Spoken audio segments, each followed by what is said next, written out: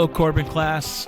Good to be with you guys in this way. I'm actually recording this lecture a couple days before you're going to view it on Saturday because I've got some commitments coming up and I've got a funeral on Tuesday, and so it was better for me to record it this way.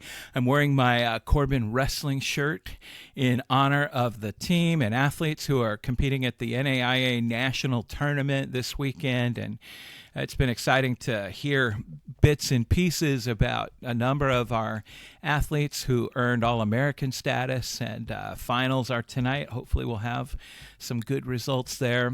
I'm a fan and enjoy it. Sometimes I wear my Corbin stuff out in town, and people will say, "Hey, do you work there?"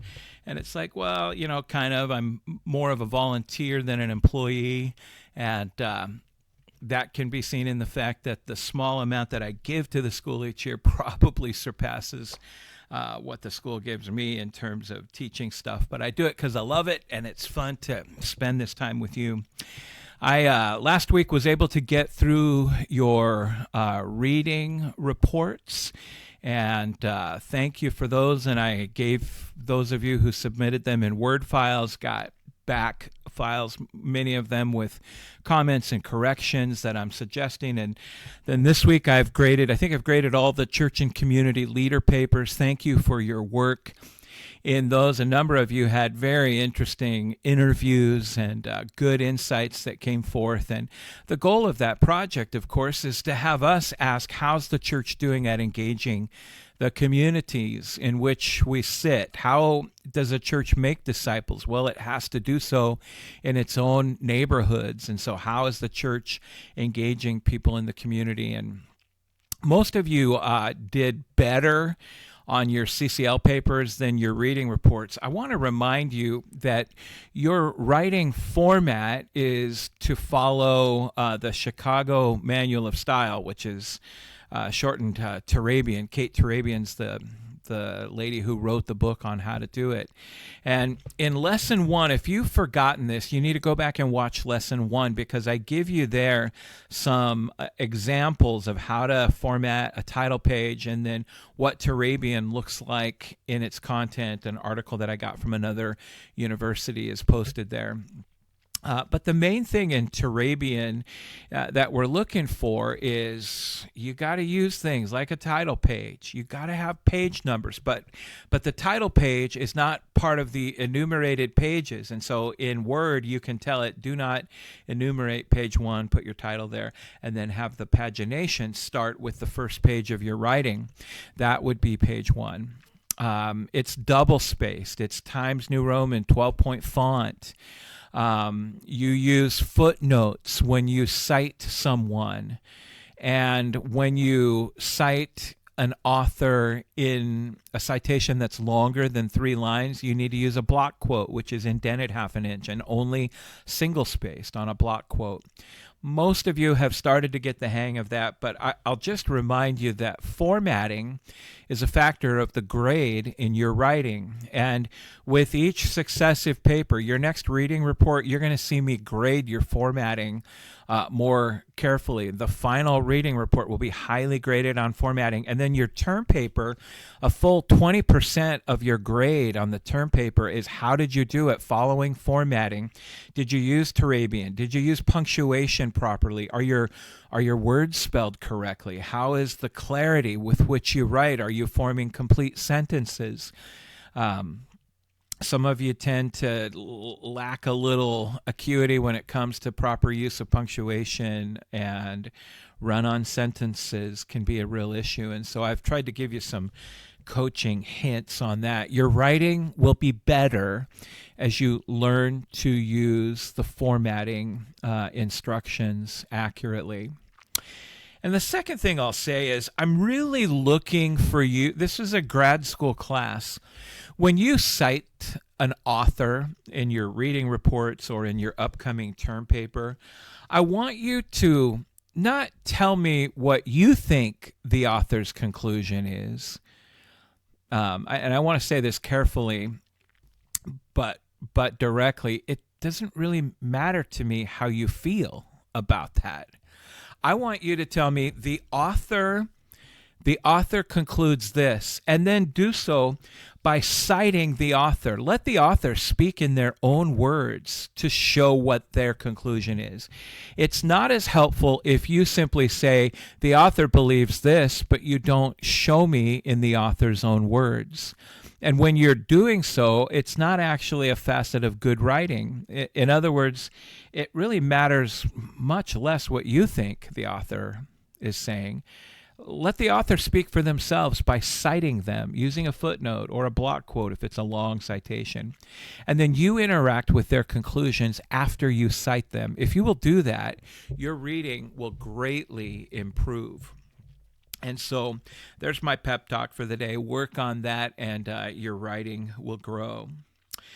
We have begun now here in the month of March our next textbook in the class, which is Gary McIntosh's book, which he wrote along with a guy named Alan McMahon, Being the Church in a Multi-Ethnic Community. This is a great book. If you know anything about Gary McIntosh, he's a prolific author. I think 60-some books he's written. He is a statistician. He is a sociologist, and he loves graphs and numbers and factors in all that he does. Just a few years ago, Gary led one of our cohorts in our Doctor of Ministry program there at Corbin, and is a worthwhile read. And this book is really helpful, the statistical impact that he brings to this notion, which says our country is changing. And that will have great bearing on your work in coming up with a plan for your church to be a disciple-making church, a church that fulfills its God-given purpose. And all of that is going to be colored by the fact that our country is changing. And so today's lecture, I want to talk about the changing ethnic makeup of our nation and how that fits in. Last week, you looked at that social justice podcast with Scott David Allen and his team from Disciple America, and the interaction of this is all around us, and it colors much of what we do. And so today's lecture is going to be on the changing nature of our nation and the fact that the nations are coming to our doorstep. Missions is no longer something you have to travel to another country, because the countries are coming to us, and that will have great impact. I want you to watch the lecture that I have. I'm going to paste it in here, and then I'll come back at the end and say a. So today I want to talk to you about what does it mean to create a disciple-making culture in a context where the church exists in a multi-ethnic community. And we are going to do this by means of an outline that I have for us today. And I've titled this, The Nations at Our Doorstep. I write here at the top that we are going to focus on what McIntosh and McMahon have introduced to us, because the reality is that our world is becoming increasingly multi-ethnic. My brother-in-law serves as a missionary to Hispanic folk here in the Pacific Northwest.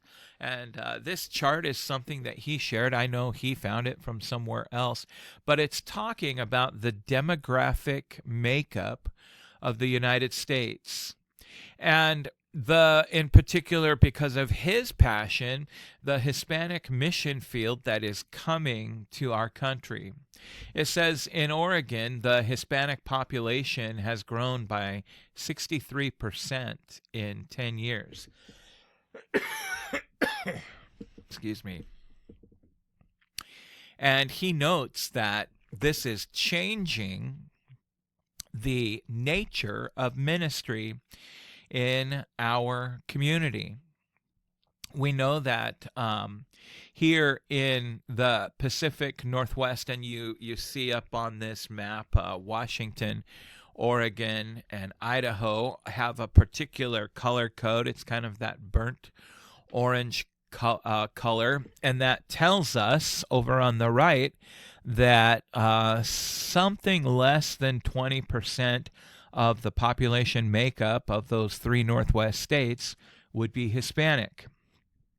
We know, for example, that here in Oregon, that the Hispanic makeup of our state is actually, it says 12%.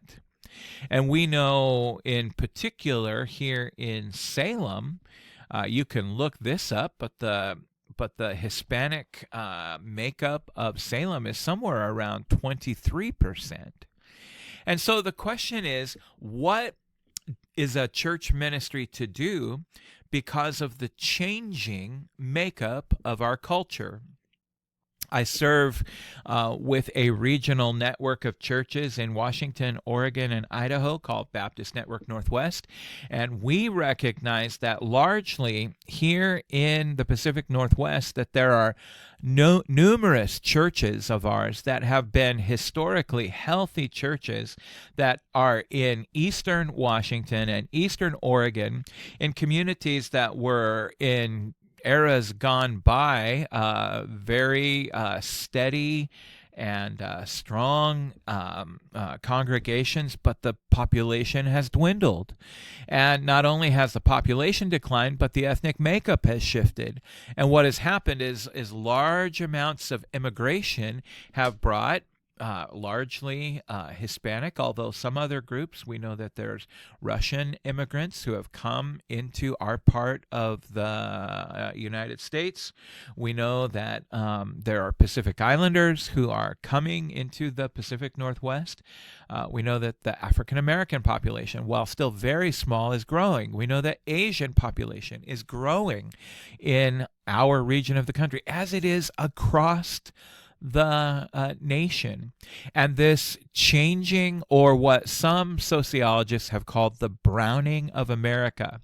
Now, don't take offense at that. That is really exhibited by the color codes on the map that you see here. The browning of America says that we are becoming less and less white as a nation and more ethnically diverse in our country.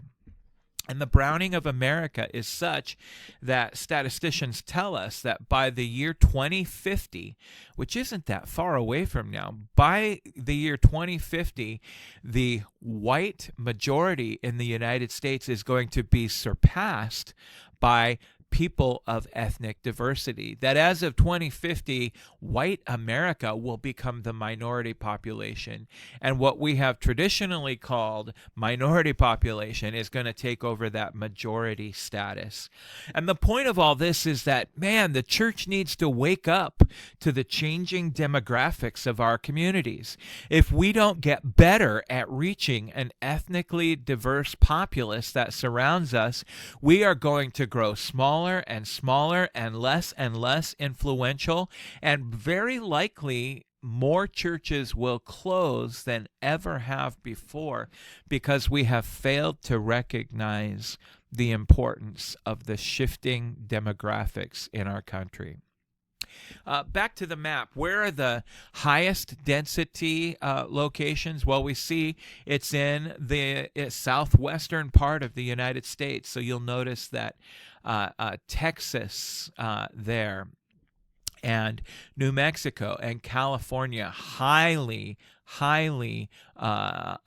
ethnically diverse, with Hispanic and Latino populations and African American and Asian all mixing in and changing it. You'll notice that, second to that would be Arizona and Nevada, which are darker, and even Colorado, darker. Then we see states like Utah, Idaho, Washington, and Oregon, and numerous others across the country. Note where the diversity is the smallest, and it's particularly that central northern parts of the country where the weather can be so cold, very unappealing for immigration from ethnic minorities. But spreading across the Northeast is ethnically diverse. The Midwest is growing to become ethnically diverse. Florida, of course, ethnically diverse. And all of these changes must be understood and utilized by the people of the church. Here are the statistics that go with that.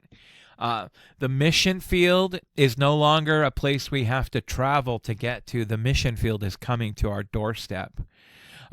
We know that Hispanics are the fastest growing demographic in the United States. We know that because of that, we need to have Hispanic church planting happening now, reaching out to those who come to our country. And all of these changes require us as people of the church to recognize that the world is different today than it used to be. I would say this, that any church that wants to be healthy ought to represent the ethnic diversity of the community in which they exist. To the degree that your community is diverse, that ought to be reflected in your congregation. I serve in Salem, Oregon, not the most ethnically diverse community in the United States. Salem is still 70-some% Anglo. We know that Salem has some ethnic diversity, Native American, very small, but they are present here in our community. Asians, small but present. African Americans, small but present. We have some Russian and Slavic individuals who live here. It's small, but it's present. But by far, the largest minority here in Salem would be Hispanic ministry presence. And that's even affected by the part of town that you live in. If you are familiar with Salem, you know this, that Salem's Hispanic population is largely in the northeast part of town. I am in the southeast part of town, down, we're behind Trader Joe's on Commercial Street. And that does affect our capacity to reflect it. But whatever that diversity is, it ought to reflect the community in which you live. I note here, the trend of ethnic immigration has been termed the browning of America, and sociologists forecast by that 2050 ethnic minorities will surpass whites. This is interesting because when you talk about ethnic diversity, a lot of this goes back to an event that happened a number of years ago. I got a phone call from someone from Oregon State University who was doing some kind of ethnic data gathering on the church community. And this individual called and she said, "Pastor, can you tell me what percent of your church is African American?"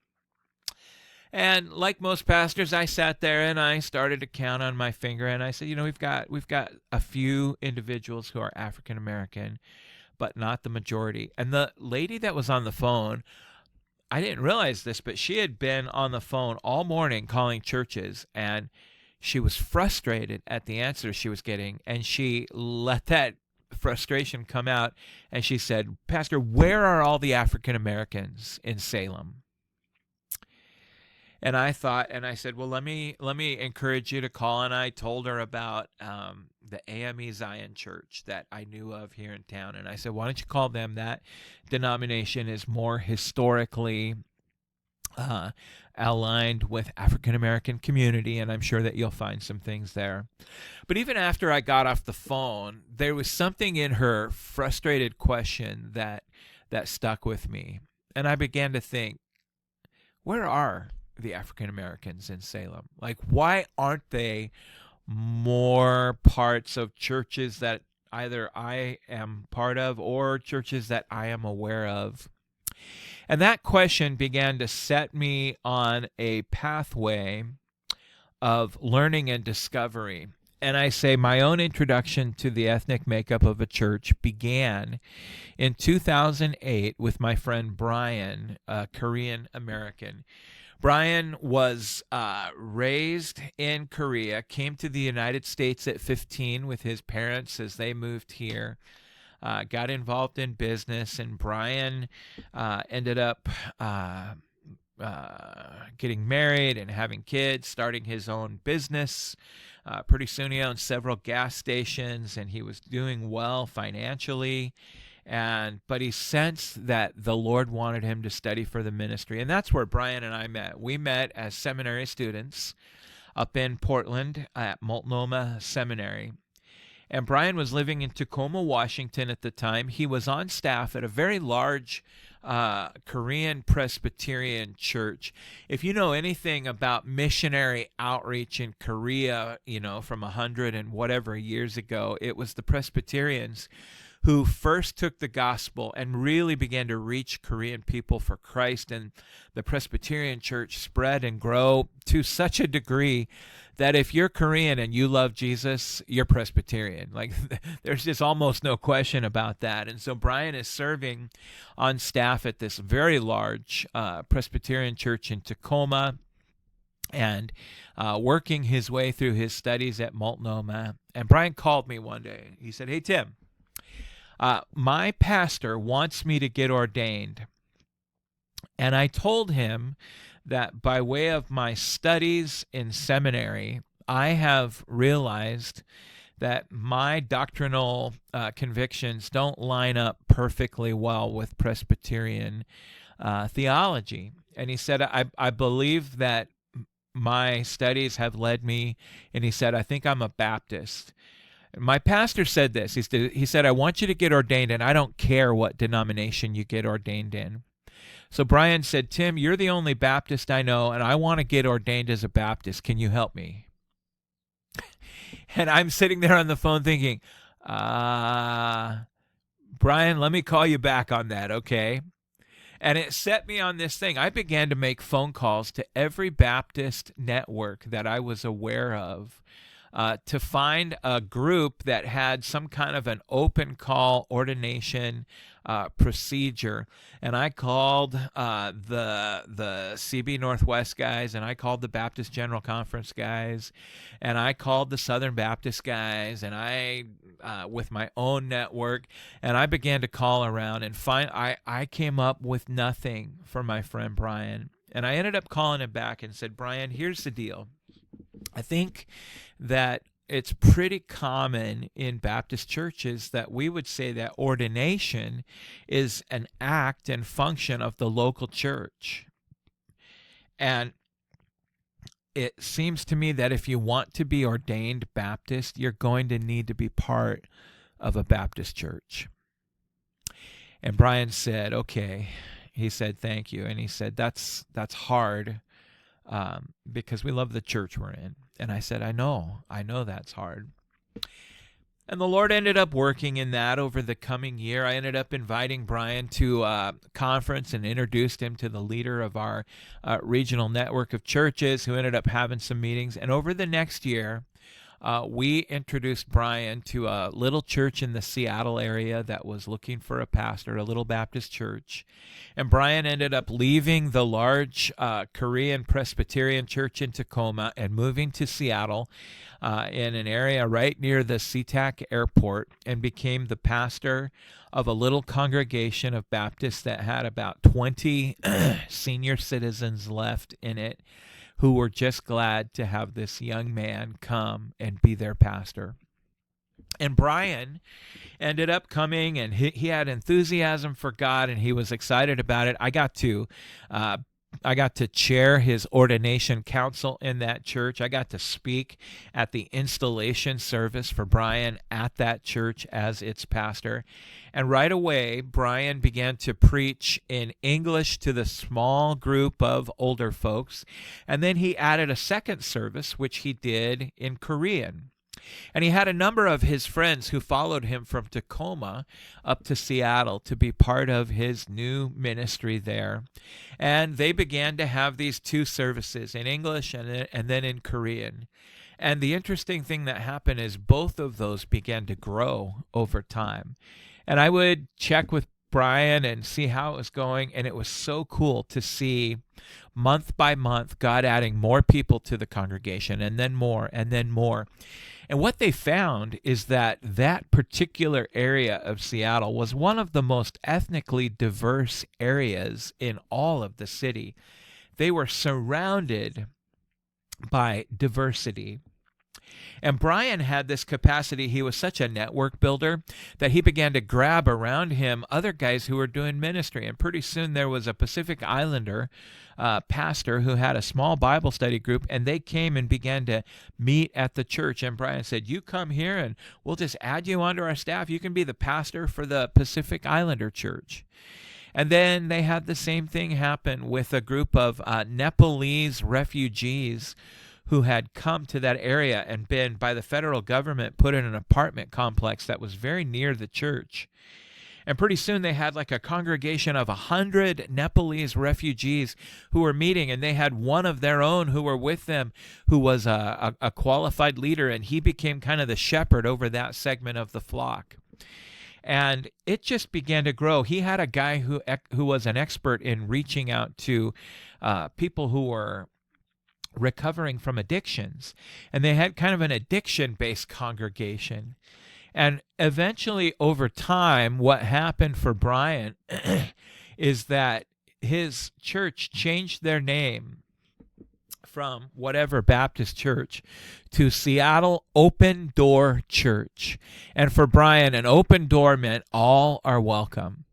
And you see their sign, Seattle Open Door Church, the line below it in Korean, Open Door Church, the line below it in another language, I'm not even sure what that is anymore.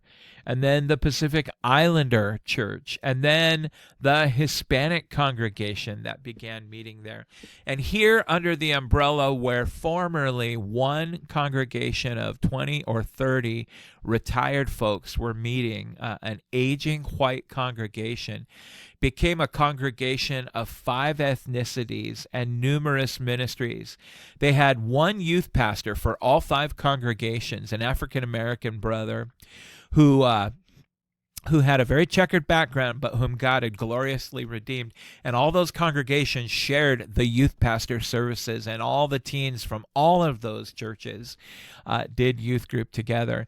And at its height, Brian, while he was there, saw this congregation grow to somewhere between 300 and 400 people in a short number of years. And the story of what Brian experienced in Seattle was such a win for the kingdom of God, because he recognized and leveraged the changing demographics around him. Here's why this is important. Because in the very Great Commission itself, we are told by the Lord, make disciples of all nations. Panta ethne, all nations, baptizing them in the name of the Father and the Son and the Holy Spirit, and teaching them to observe all I've commanded you. And behold, I'm with you always.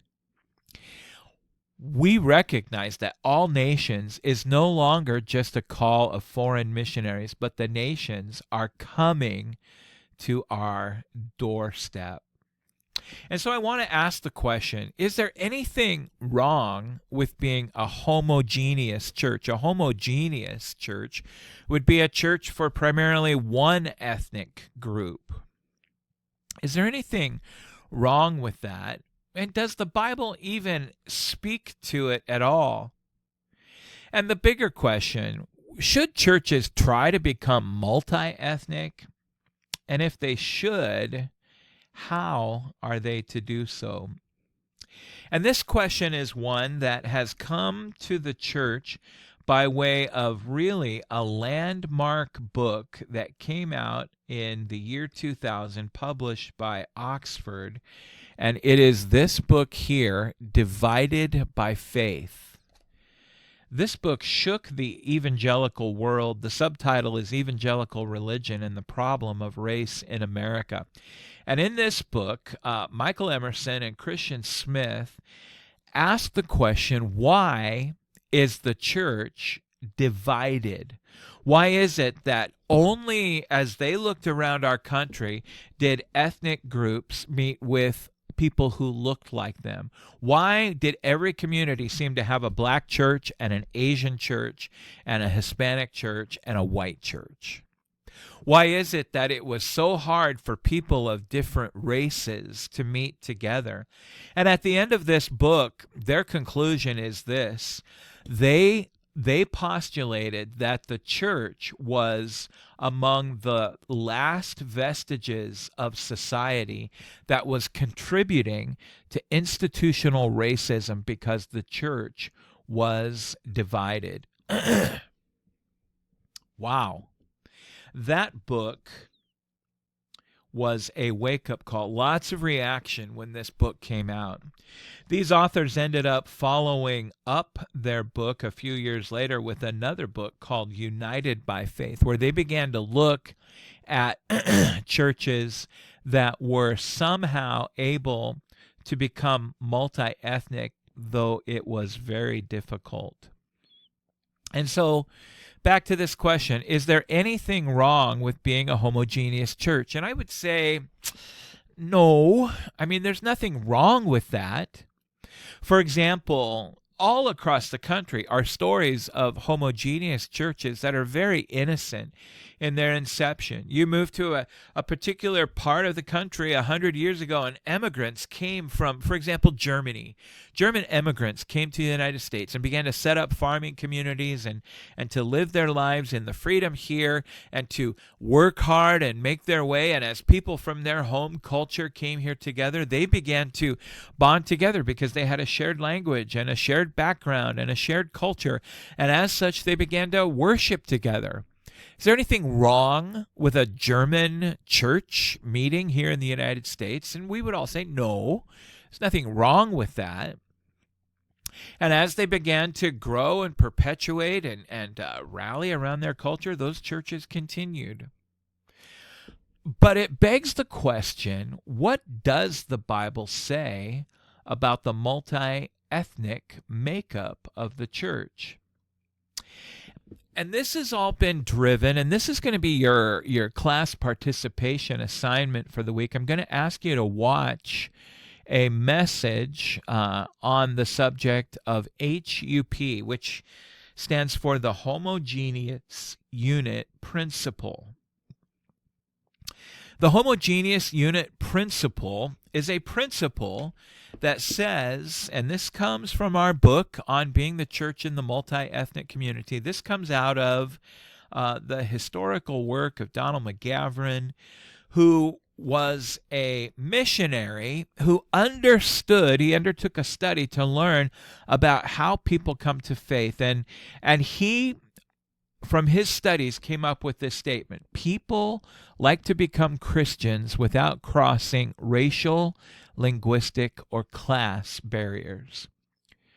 McGavran understood that as he looked at the church, the best and most effective evangelism was happening when people didn't have to cross those barriers of race and language and class, but they were together with people who looked like them and sounded like them and came from their part of society. And it was in that confines that evangelism was the most effective, made the most sense to people. And that homogeneous unit principle became a powerful missionary principle of evangelism. Gary McIntosh refers to this, and he says in his book, it appears that the homogeneous church model is more biblical than heterogeneous churches. If heterogeneity is the biblical model, why do we not see more churches that are heterogeneous?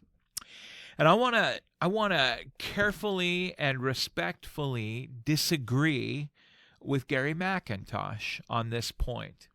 I think he jumped the gun a little bit on this conclusion. Is it true that the homogeneous church model is more biblical than a heterogeneous or a multi-ethnic church?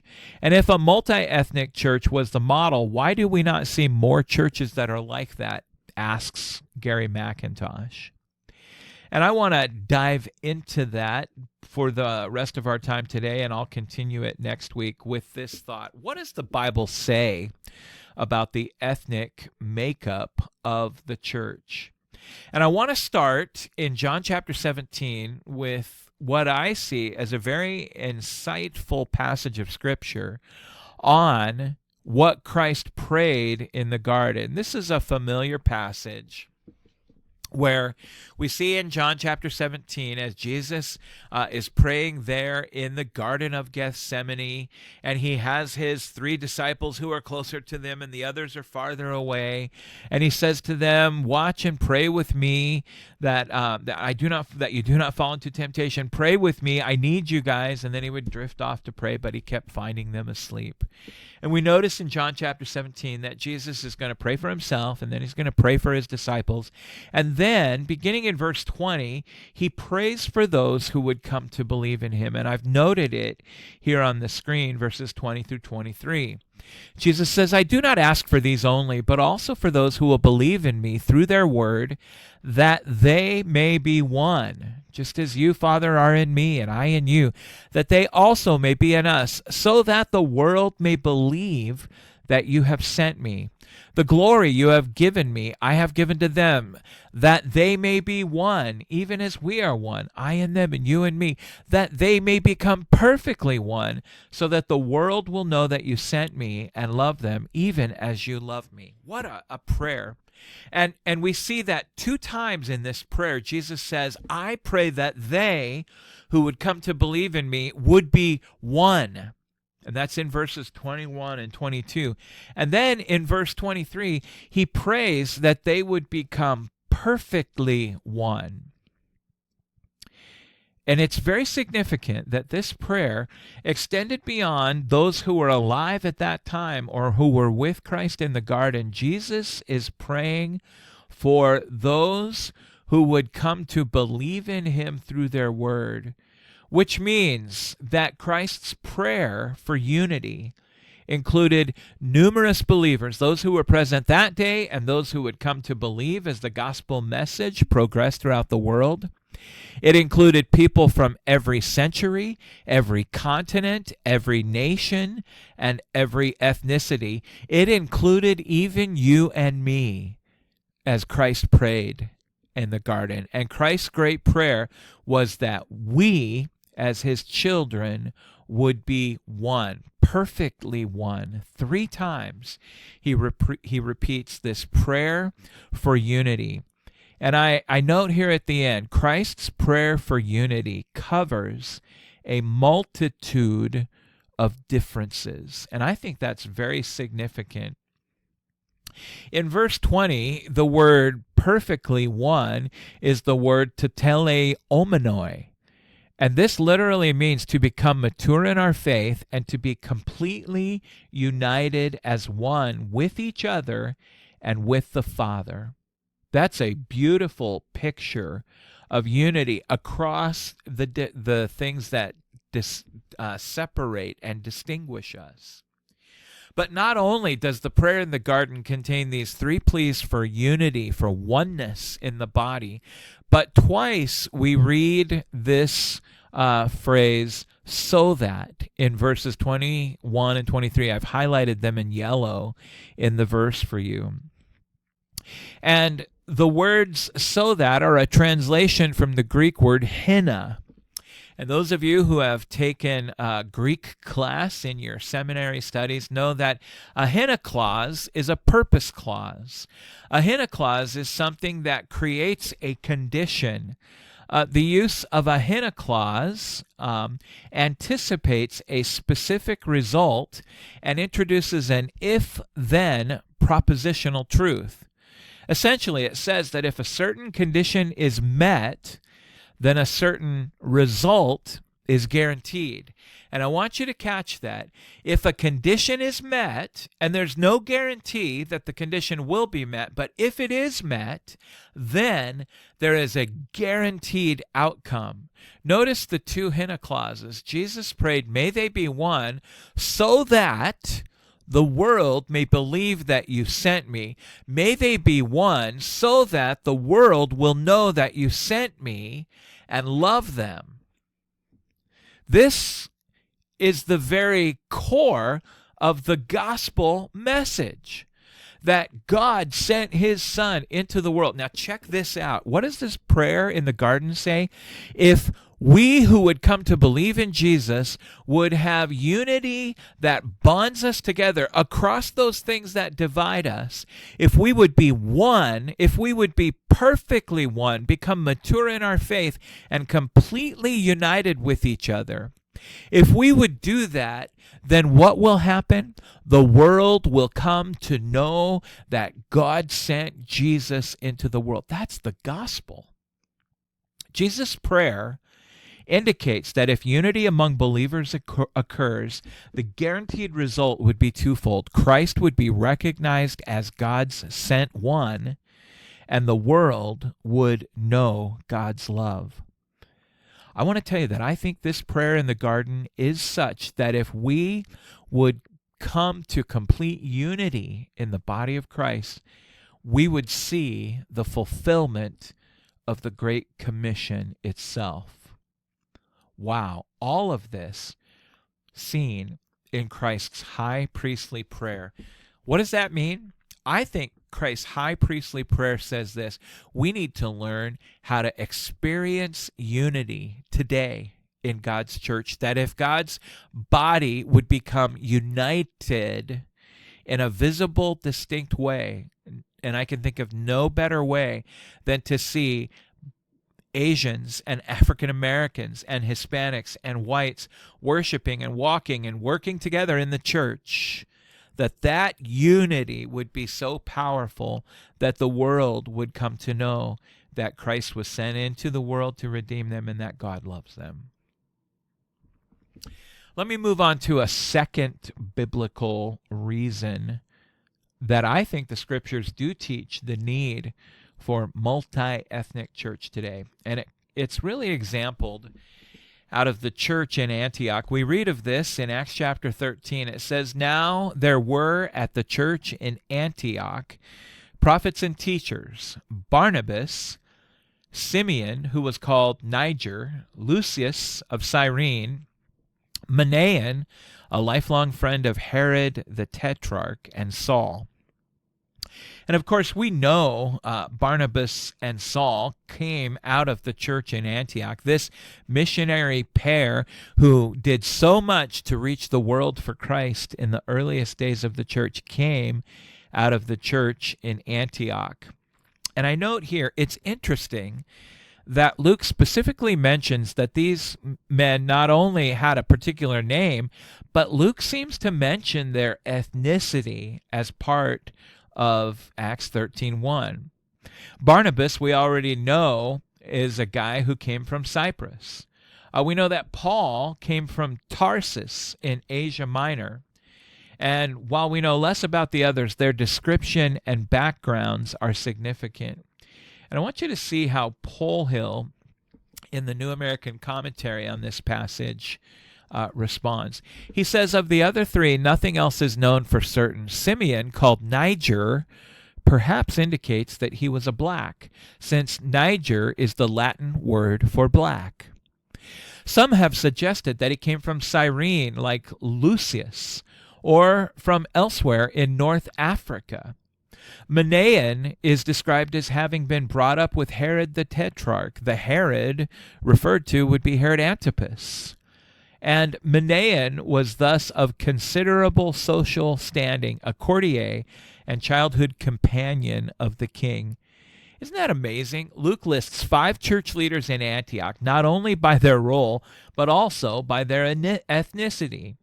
It's unlikely that this detail is coincidental to Luke's message, that 2 of these men are from Africa, 1 from the Mediterranean, 1 from the Middle East, and 1 from Asia Minor. Luke's attention to detail in his writing is intentional, and he has clearly drawn our attention to the multi-ethnic leadership team in the church in Antioch. Make no mistake, Antioch is a leading church at this season.